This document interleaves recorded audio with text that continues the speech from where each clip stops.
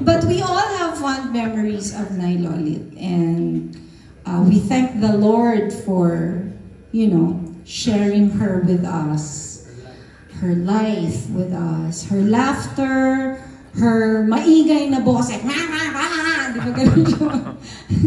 Will remain in our heads, and we will miss her terribly. So, but I was talking to Jude.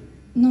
Sa daughter na si Sneezy, na okay na rin yun. At least she didn't suffer. Parang nakatulog lang. Let's just be thankful for her life that she shared with us. The years that she stayed with us. Oo, si Salve. Paborito niya si Salve diba, lagi niya sinusulatan Instagram. Sa Instagram, lagi siyang may sulat, eto na nga, Salve. Chismosa talaga ako, no? Ano yung kwento? Anong kasi sa mag-wait na siya sa showbiz? Bakit? wala na magsusulat sa kanya. Tayo na lang sumulat sa kanya. Eto na nga, Salve. Diyos Alam mo de ba ang Salve. latest, Salve? Naku, ako madami akong latest. Chismosa ako. Namin mo talaga. Hindi. Kaya kami nandito ngayon kasi wala kaming padalang bulaklak. So, Kanta na lang. kami na lang. Oo, Tsaka- kami na lang, sarili na lang namin. Tsaka sabi ni pinadala June, namin. yung mga celebrity daw na nagpupunta dito, yung mga may-ari daw nitong lugar, binibigyan daw ng libre. Gusto mo ba yun? Papareserve na rin tayo, di ba? Hindi, party, mga party, pwede mo pa. Kama sa kwarto. Oo. Maganda, malinis, oh.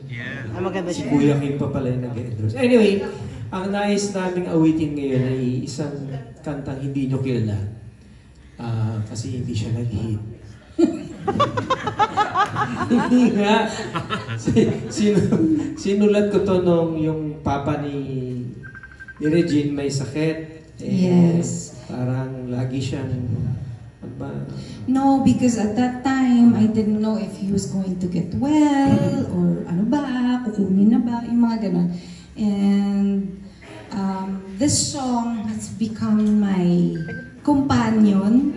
So pagka yung nalulungkot na ako, or kinakabahan ako, or nag-aalinlangan ako, it was always in my head ever since you wrote it for him at that time. So siguro ang parang ang nais namin habang inaawit namin ito, maging dasal din ninyo ito ngayon na syempre nagdadalamhati tayo sa pagkawala ng ating kaibigan, and at the same time siguro sa sarili nyong journey ng inyong mga sariling buhay, when you feel like you're being tested, when you feel like wala kayong kakapitan, when you feel like you're lost.